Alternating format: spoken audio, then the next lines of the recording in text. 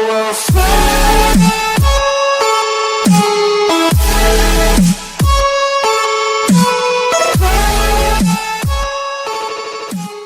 Hey guys, it's Just with MS and this is my very first YouTube video.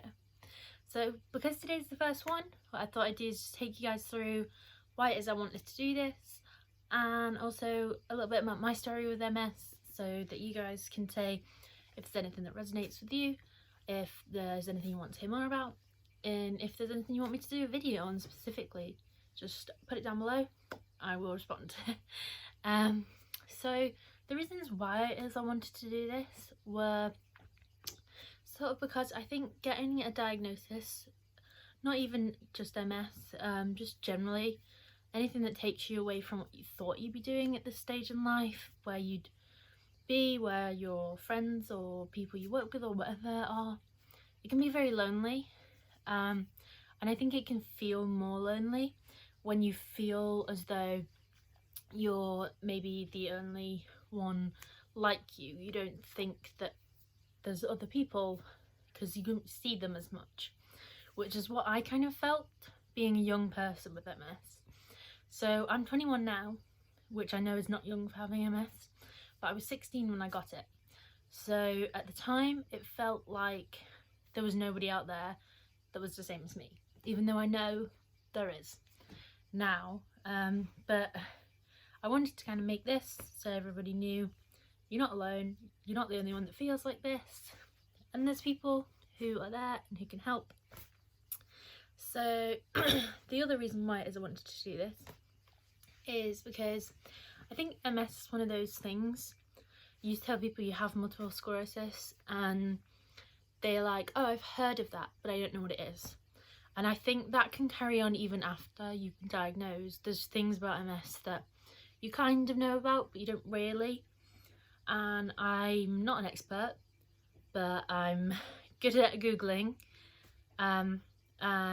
So I wanted to be on here to sort of give a bit of clarity to some of the things that I think are a bit confusing. For example, I was really worried going into my first run on Lemtrada, and I watched Izzy MS's YouTube video, her vlog. I will link her channel down below if I am able to. If it's not there, I didn't figure it out. So I watched her vlog and it made me feel so much better, because it's not that she did anything that made me think that the week wouldn't be bad, but it made me able to go in knowing what was going to happen, and that really helped, and I want to be able to do that for someone else.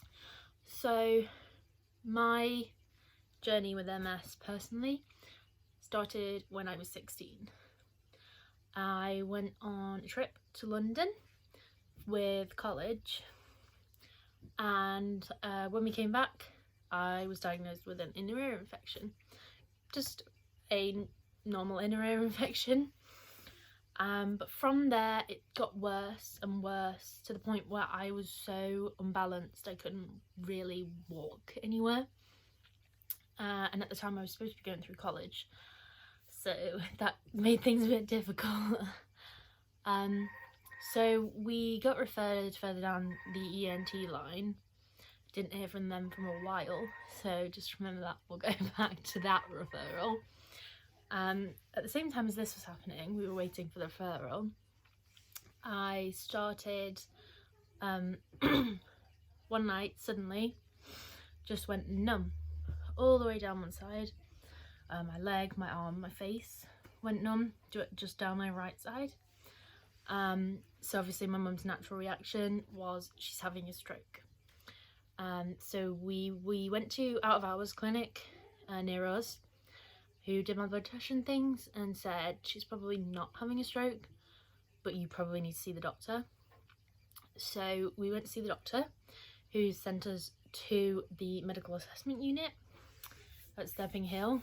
There, the first time we went, they said it was anxiety.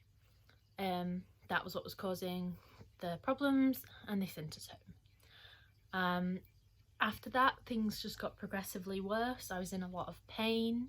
I couldn't move my legs. I was starting to get so fatigued I couldn't go anywhere. I literally was in bed all day, every day, had to have people bringing me drinks and food and everything because I just did not have the energy to move, which I'm sure is a sensation a lot of you are used to, because fatigue and MS are pretty much hand in hand. So this was happening. So we went to see the doctor again and said, look, things are getting so much worse, and they sent us back to the medical assessment unit. The second time we were there, they decided I was being abused at home. They asked my family to step out and started asking me things about our family situation, whether I felt like I was safe at home, and I said I'd like my mum to come back in. Not being abused, but that's what they decided, and they sent us home yet again. The first time we went, they'd done a CT scan, so they had decided there was nothing wrong with my brain. And I'm sure any MSs that are watching, or MS families that are watching, know you can't see MS on a CT. You need an MRI to see the lesions. So they decided there was nothing wrong with me at all.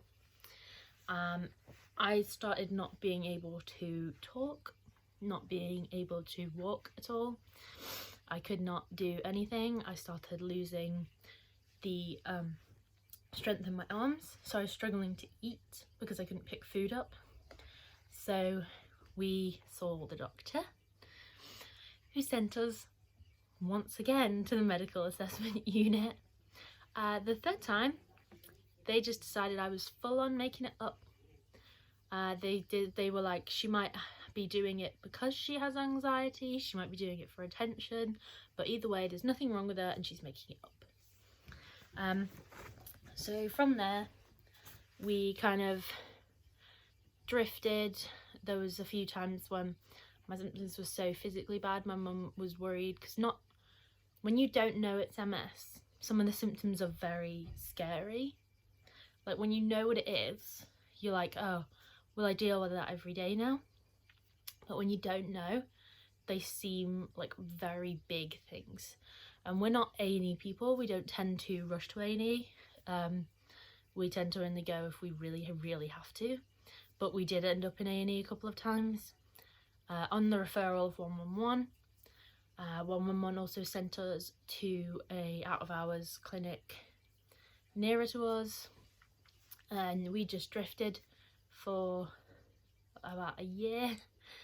But throughout this time, my mum and dad were being very, very persistent with the doctors and saying something is genuinely wrong with her. By that time, we had eventually got our ENT appointment, and they referred us on to a neurologist, and he decided I had migraines with aura, which is like a unusual sensation. But for him to get a proper diagnosis and to start treatment, which he wanted to inject Botox for my migraines, he had to get an MRI done because he had to legally rule out the other diagnoses, one of which was MS, which he said to us that he had to tell us what things it could be, and one of the things he said was it could be MS, but it's not. He told us outright it's not MS. So obviously we had said MRI, and he just sent us a letter saying referring you on to one of my colleagues who can better deal with this. He did not tell us what the results were. We turned up at an MS clinic, and the first we heard of it was this lovely gentleman saying, "Hi, I'm your MS nurse," which was clearly a very confusing way to find out you had MS. Nobody ever told me. And that was when I had my first appointment with my neurologist.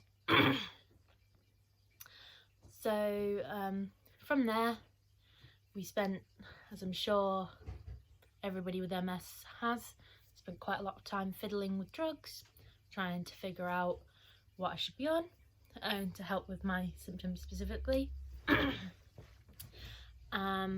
Meanwhile, I was trying to juggle college. Had to drop out a few times because I just physically wasn't there enough and wasn't well enough to concentrate on studying, which meant I ended up in my little sister's year, who's 3 years younger than me. But that's fine because I just wanted to do my A-levels at this point. I was really struggling, and then I lost my eyesight. Now obviously I can see now. I don't have the full range of vision, and sometimes my vision is very blurry and patchy, and I get stars, as I'm sure a lot of you do. But I was diagnosed with optic neuritis, and because of that I was then able to go on Lemtrada. Now, for those that don't know, Lemtrada is a disease-modifying drug to treat MS, and it is a chemo-like drug. I went on that. You have it 2 years running, you have it 1 year, and then the second dose a year later. I will probably do a video specifically on Lemtrada for those who are wondering. I'll probably do one on how it is we chose Lemtrada, what the other options for DMTs are, and why I specifically went on that, what my experience was whilst I was having it and afterwards. But after that, I managed to get my A-levels. So I got my A-levels in sociology, psychology and history, and I am now at university. So that is the end of the first video. I hope you guys enjoyed it, and I hope it was okay for you. If you want me to ever expand on my story, because that was obviously a very brief overview of sort of a like a 5-year time. Otherwise this video would be very long. So if you ever want me to go into more depth about any part of the story, about how I got my diagnoses, about whatever, you know, and obviously if there's anything you want me to do a video on specifically, let me know down below. If you liked this video, give it a like. If you want to see more, give it a like please, so I know that I'm doing something right. And even if it's just that you want to chat with me, we're going through something at the moment with your MS, or you just want to chat about anything, let me know. Just put it down below. But thank you guys, bye. Also guys, I do have an Instagram. It's at jess.withms, so that's where I'll be posting updates on the channel and when I'm going to be posting. So follow that for more information about when things are coming out on the channel. Thanks.